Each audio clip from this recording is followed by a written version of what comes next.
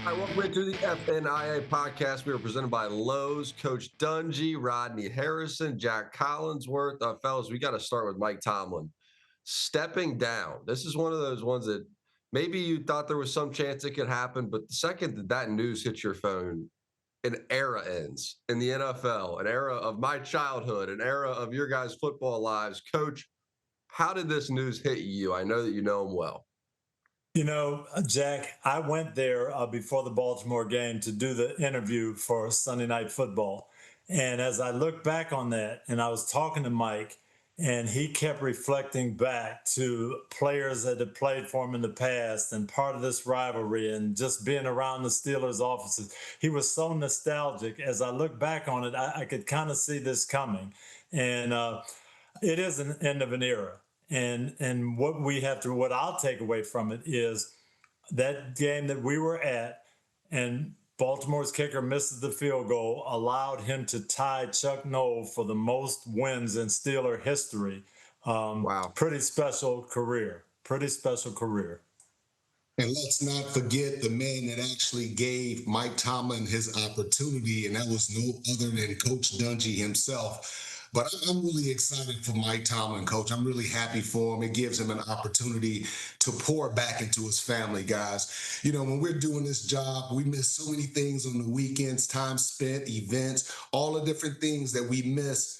And we're able now to get back. So I'm really excited for Mike Tomlin to be able to spend that time. He's going to be fantastic on TV if he wants to sit out a year and coach. Whatever he decides to do, Coach, you know him well. He's very charismatic, and he's a smart dude. He'll land on his feet, no problem. Yeah, and I do see that happening. I think the Sean Payton model, go into TV, do that for a year, recharge your batteries, reconnect, as you say, with your family, and then see where there's an opportunity. And I expect to see him back in 2027. Interesting. Coach, you think he has interest in doing some TV stuff? I don't know that he does, but I could see that happening. I could see him just sitting out a year and recharging. Every network is going to talk to him about it. If he doesn't coach, he would be fantastic with it. I think that was Bill Cowher's plan, and he had so much fun in TV, he never went back to coaching. And I could see that happening to Mike as well.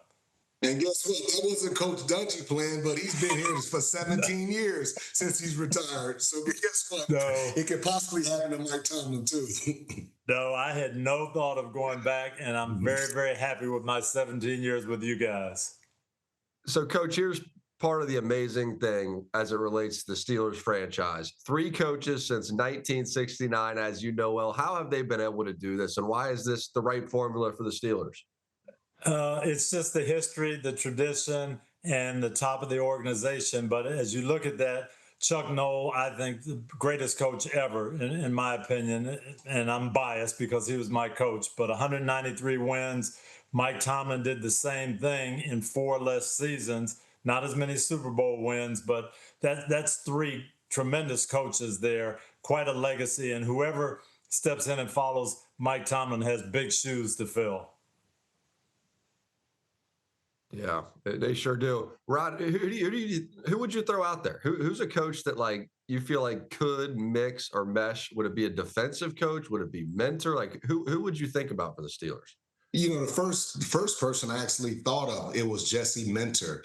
And it just seems like because of his demeanor, he's laid back, but really detail-oriented, but also just a defensive-minded coach. I like him. I think he brings stability. He doesn't have a big ego. I think he just has a solid foundation. I would like him to consider him for the job.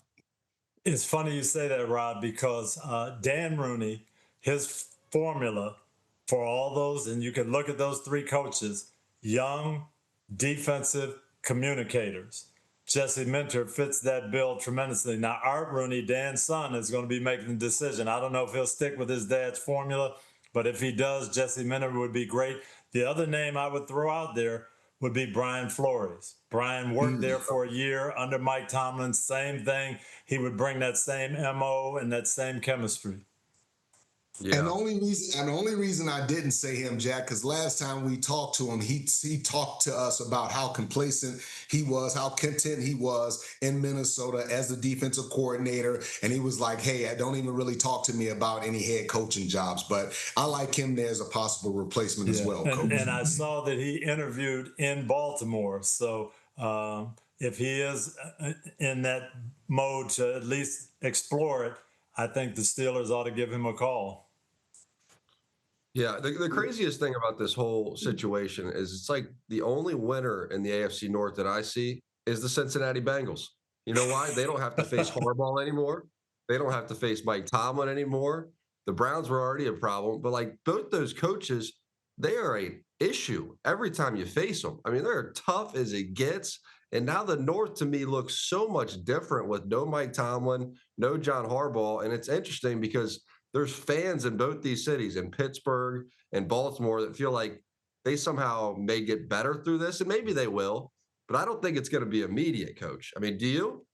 No, we'll see. And everybody's going to say, well, change is good. Philadelphia went through it.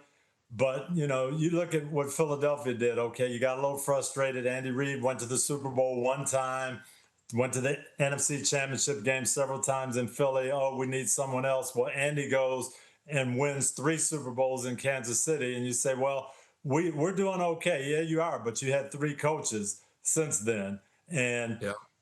I think that's, you know, that's the thing. We think it's going to be better. Yeah, we think we'll get some new blood in, new ideas. You will, but let's see if you get the same results.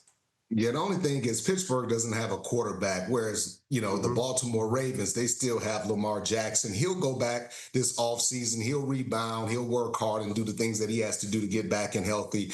So that would put the Baltimore Ravens still right there at the top of the division because of the level of talent they have. Yeah, I agree with you. Yes, sir. Yep. How about the biggest challenge, Coach? Stepping in to be the Steelers head coach, what do you think the biggest challenge would be? Rod mentioned the quarterback. That obviously one of them.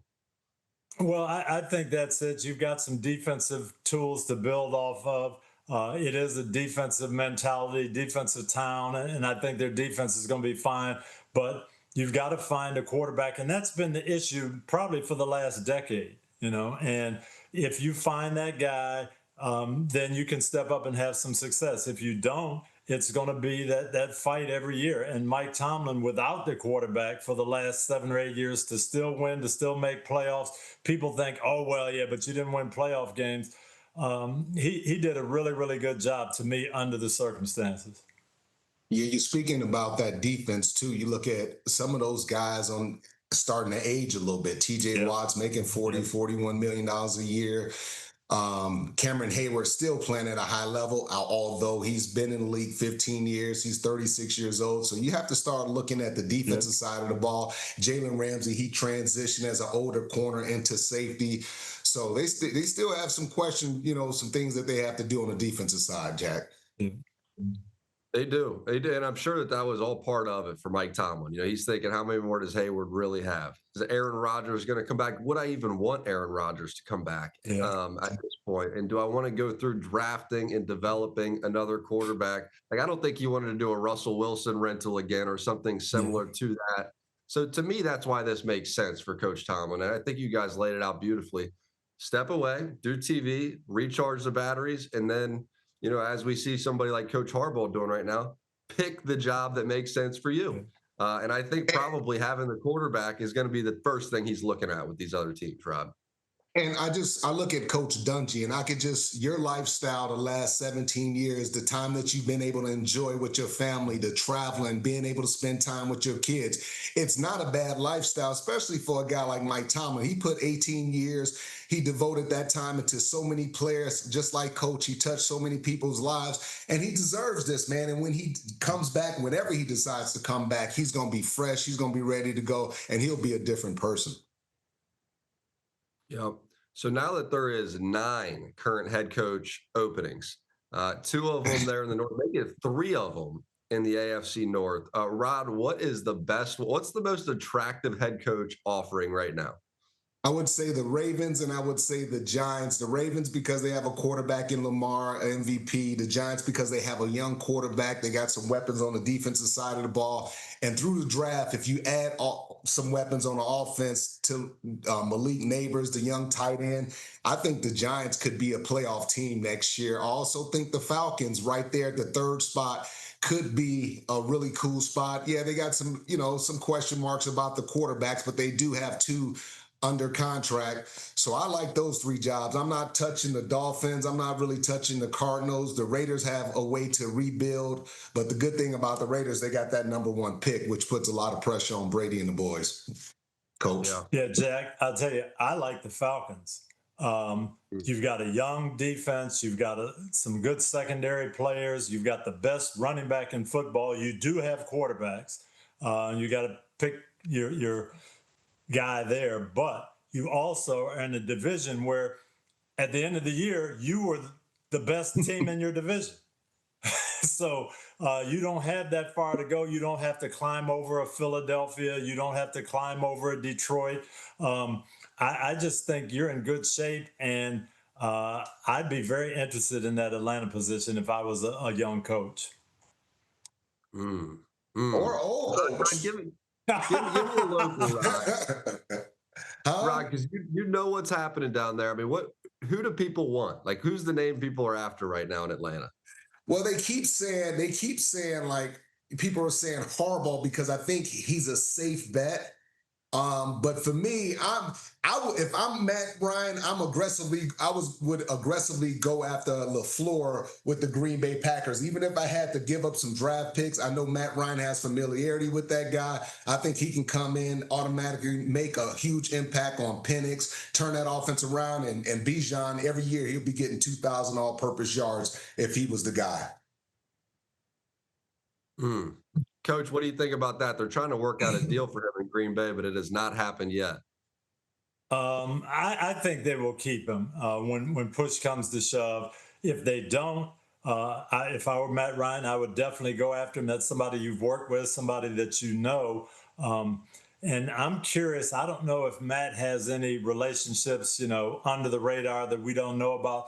But that is the whole bottom line. You got to get somebody that can work with your GM, create that culture that you're looking for, and get that long-term success. And I like the Rooney's formula. It doesn't have to be that star mega guy. Get that guy who's going to be there, is going to be loyal to your franchise, that's a good communicator and a good teacher, and that you can go a long term with. That's who I'd be looking at. Yep, fair enough. Hey, Coach, did you see what Steve Bisciotti said about that he wanted to call you and say basically that, like, Harbaugh, yeah, we built this thing over 18 years, and that before that this wouldn't have been the same John Harbaugh when he walked in the door? I mean, what would your reply be to that? I saw that, and I don't know why he would want to call me like I was the only one with a question on it. I just said, I don't understand letting a good coach like that go. And I hope you're the owner. You make the decision.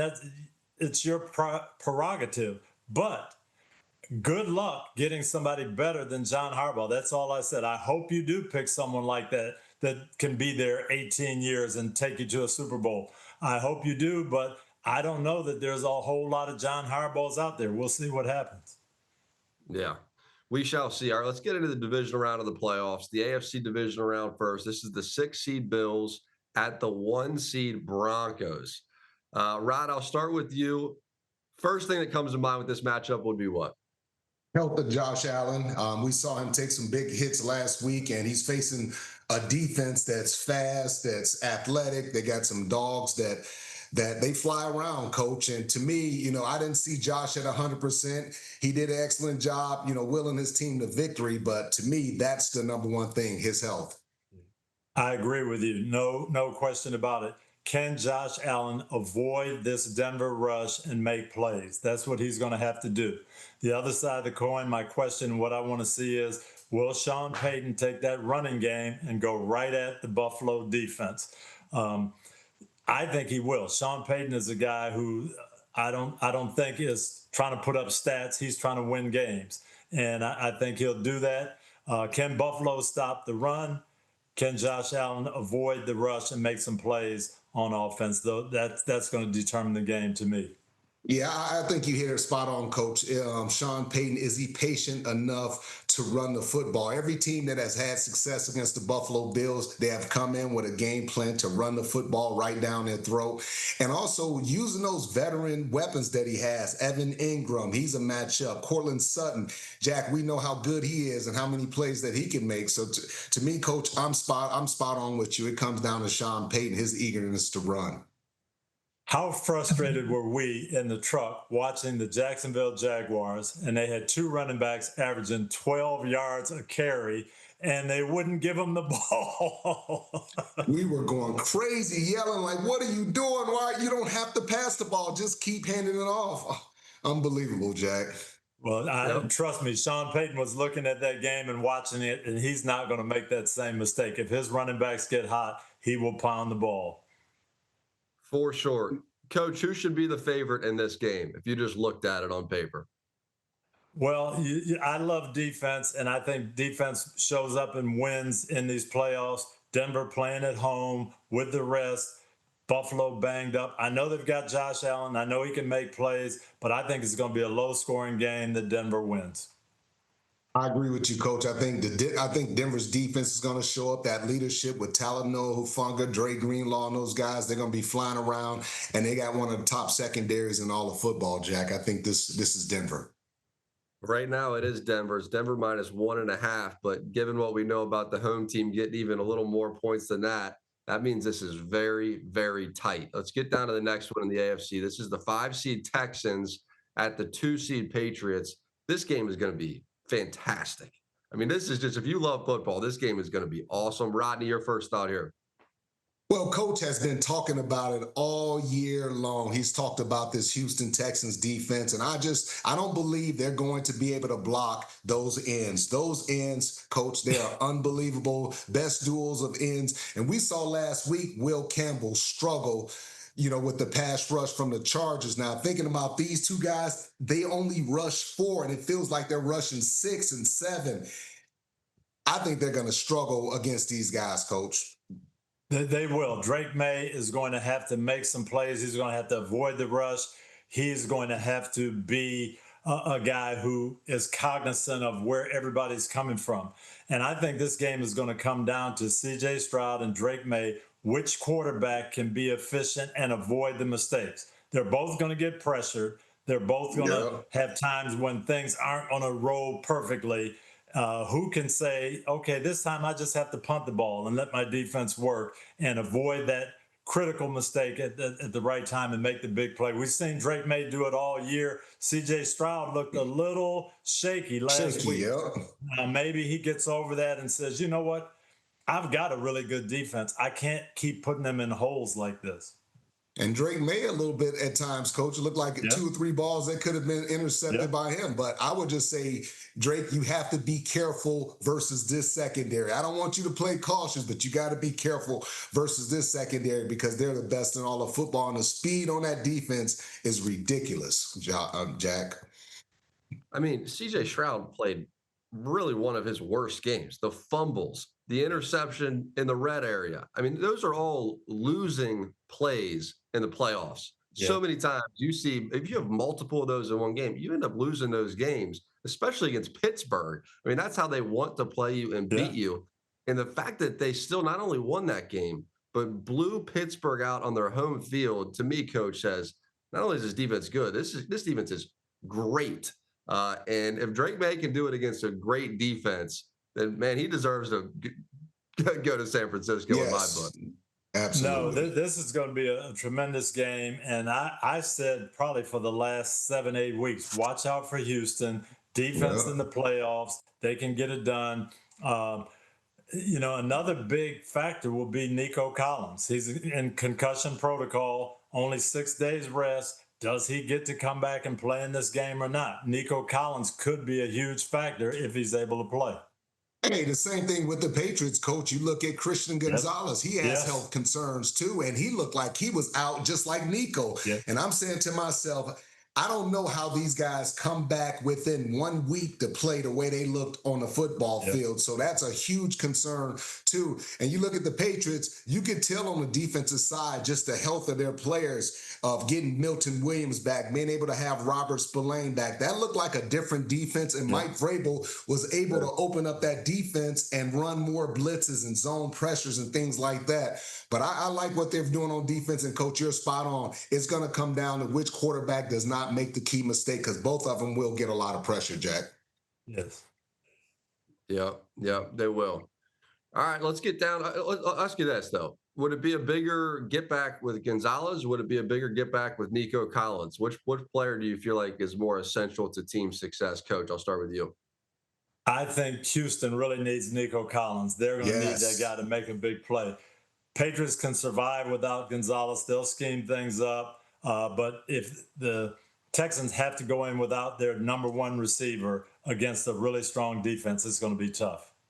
You taking away a big 6'4", 225 guy that is a deep threat, who catches the ball across the middle, that does everything, brings energy, just a big physical target. I think he's the bigger factor. Yeah.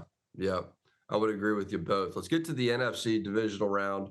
This is the 49ers who go in there on the road and beat Philly. Just continues to be an unbelievable story this season. Like, all their superstars, all their big money guys out. They keep winning. Now, all of a sudden, Fred Warner entering that window that we talked about with him when he joined us for Sunday Night Football, where maybe he could come back for that NFC Championship game, taking on the number 1 seed Seahawks. Coach, I'll start with you on this one. Opening thought on this matchup. Oh, the last probably 5 or 6 weeks, I've said, oh, no, San Francisco can't do it. Not with this injury, not with losing this guy. Now they've got George Kittle out. Oh, no way. But Kyle Shanahan just keeps finding a way to energize these guys. They keep going against the odds. Everything tells you they should struggle in Seattle. Short week, flying across the country to Philly, playing on a short week, don't have George Kittle. Seattle's rested. Seattle beat them in the regular season finale. Everything points to Seattle, but San Francisco some way is finding a way to get it done, Rod.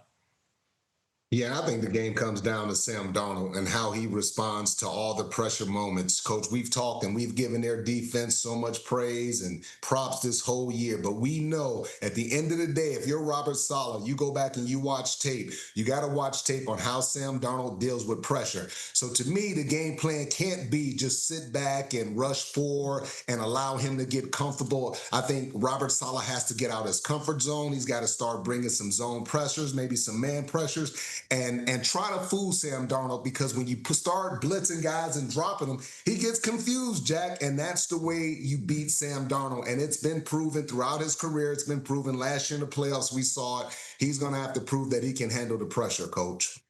I absolutely agree with you. Robert Saleh's philosophy is, let me play sound.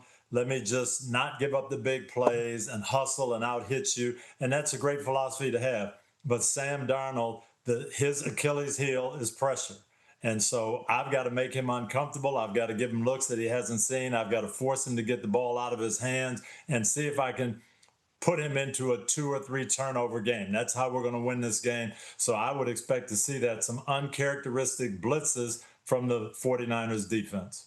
But the way you counter that is Clint Kubiak, you run the football, and it's going to take pressure off of Sam Darnold. You got 2 really good running backs. These guys do a great job of energizing the offense, the offensive line, the defense. Get the ball to those running backs and let them run wild. It takes so much pressure off of Sam Darnold.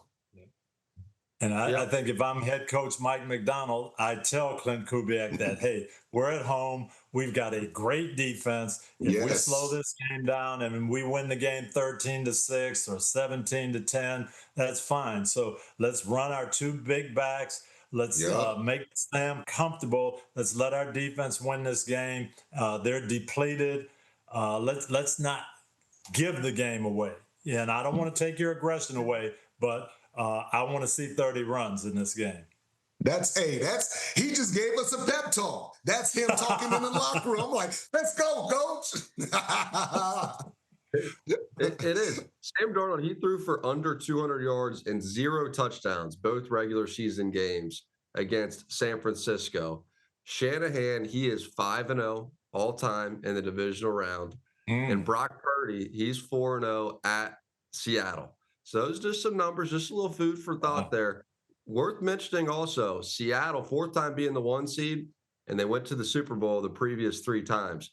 Yeah. Rod, I'll come to you here. Do you believe Seattle can be playing in Santa Clara for the Super Bowl? I believe they have a Super Bowl defense. I still have question marks about Sam Darnold. That's not going to change. He's going to have to prove that he can go into the divisional game, the NFC Championship game, and win, and then get to the Super Bowl. But right now, I would say no. I don't trust Sam Darnold. And if he listens to coach and they run the football and they protect him and they rely on their defense, he'll have a great chance of advancing to the NFC Championship game. If they make it all about him, I think they're going to struggle.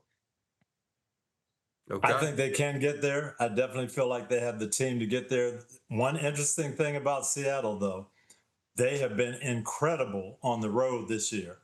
They have not been as good at home for some reason. They've got the 12s, the noise, the atmosphere, but for some reason they haven't been quite as good. And against the Rams, they were down 16 points in the fourth quarter at home. They found a way to win it, but they're not playing dominant football at home. So this game, it's out there. San Francisco could pull the upset. And the guy that, to me, has been one of the top 5 or 6 players that I've seen, and the numbers may not reflect it, has been Christian McCaffrey. Just the effort, the toughness, just the hits that he's taken, Jack, on a day-to-day, week-to-week basis. He's been one of the toughest guys in the league, one of the most productive. Props to Christian McCaffrey. They got to get him the ball. Yeah.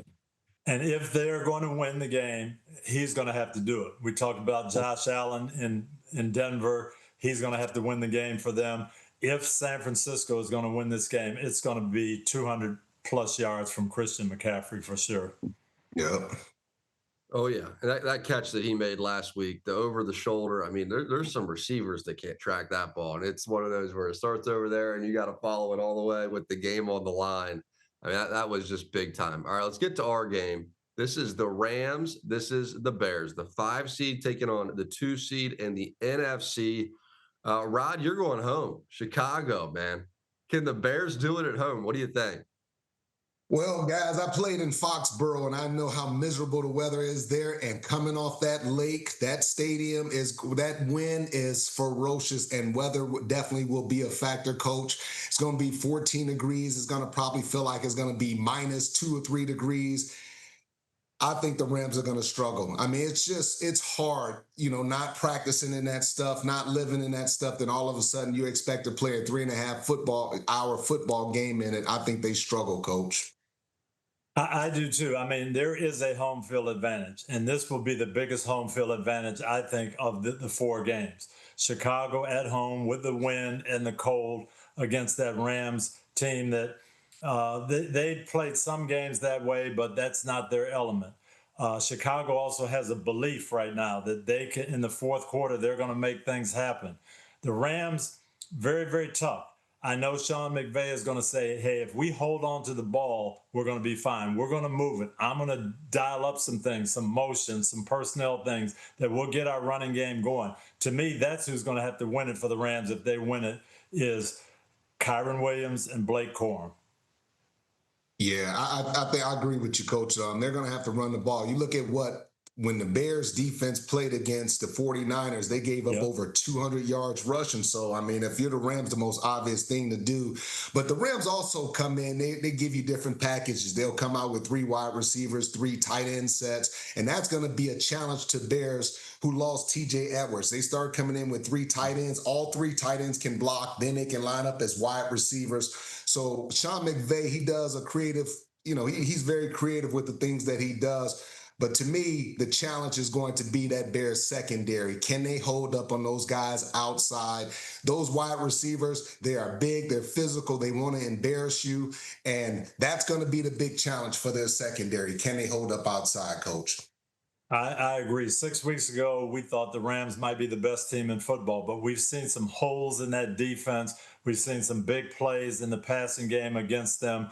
I think Caleb Williams will be able to exploit that.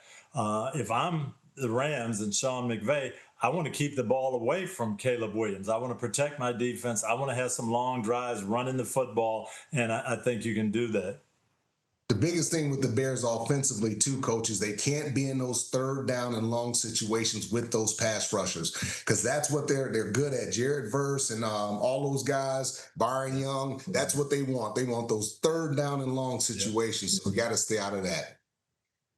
The other thing I'm going to be watching in this game, Jack, is Ben Johnson. And I know his MO is to be aggressive and, be this out front guy.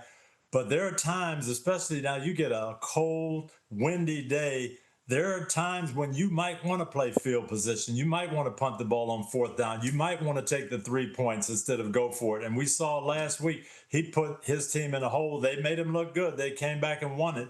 But, boy, he put them in a hole by just going for it over and over and over again on fourth down. And maybe in this game, you don't have to do that.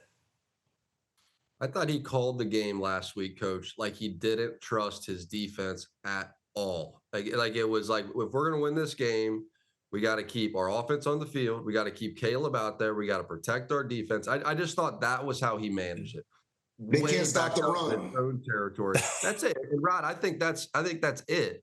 And that's why when I look at this game, I go, I don't care if the weather's 10 degrees, 5 degrees, what?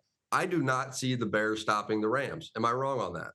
If the Rams run the ball 30 times and pass the ball 15 or 20 times, they're going to still win the football game. The Bears will not be able to stop the Rams and those two running backs if they consistently run the ball downhill. And then once you walk that safety and now those one-on-one opportunities, you got the tight end, you got the backs out of the backfield. It's just too many holes in the Bears defense, and they just don't have the players. They're good at corner. They're not like great at corner, even though those guys create a lot of turnovers. So that's going to be a big challenge for them, handling those wide receivers, because they're the best in the business.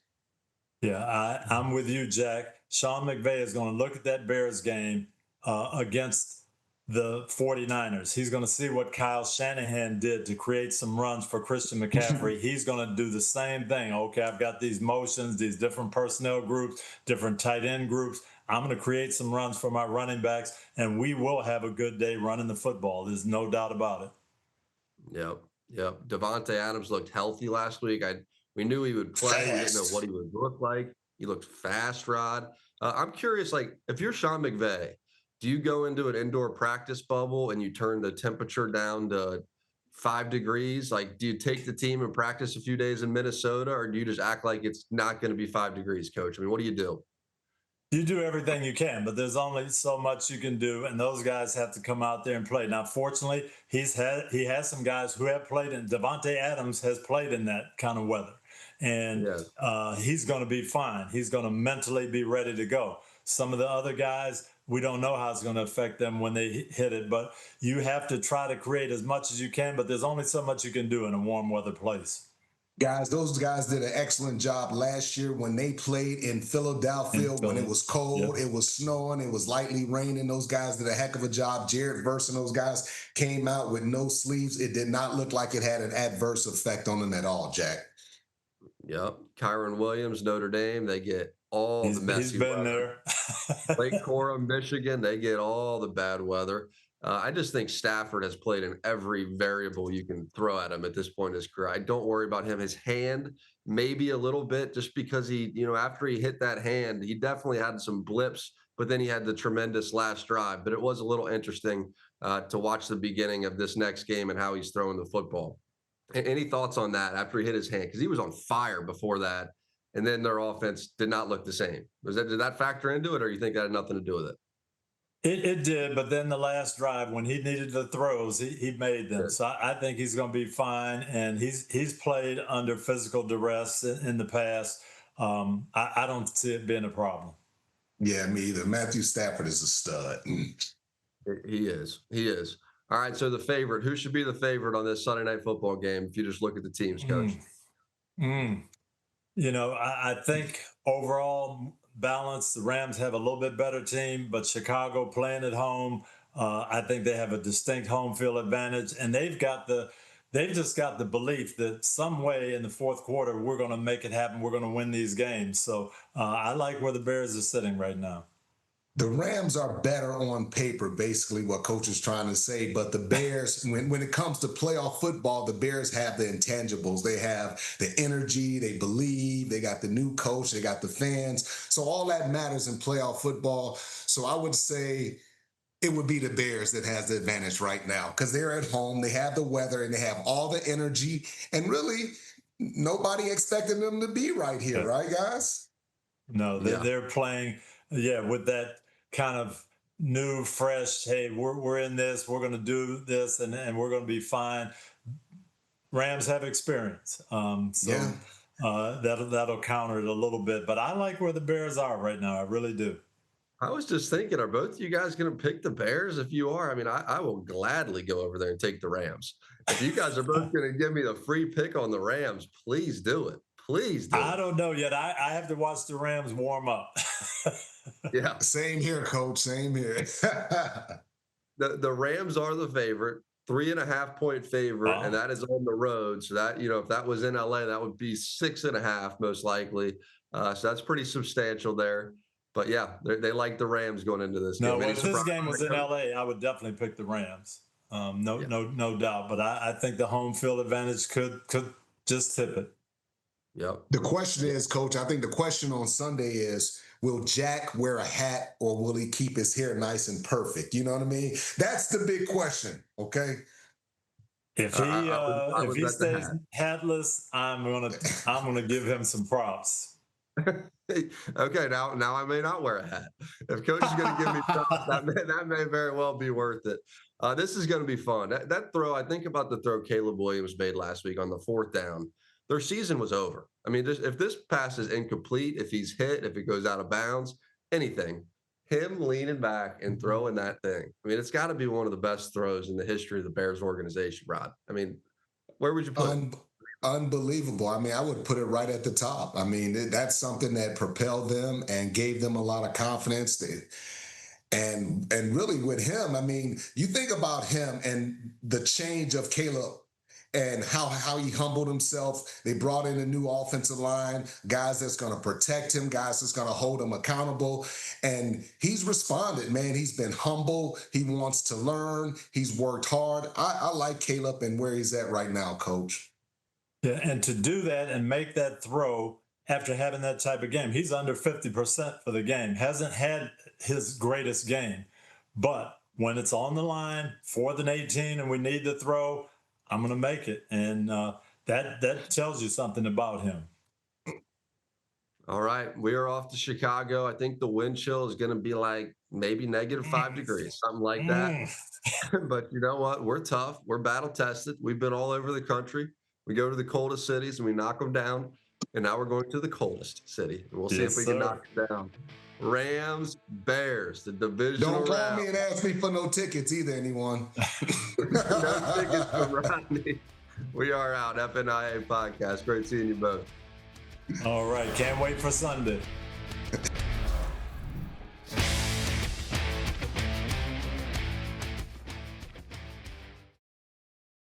Hi, I'm Mike Tirico, and thanks for watching. Make sure to hit subscribe for the latest news and highlights from NBC Sports.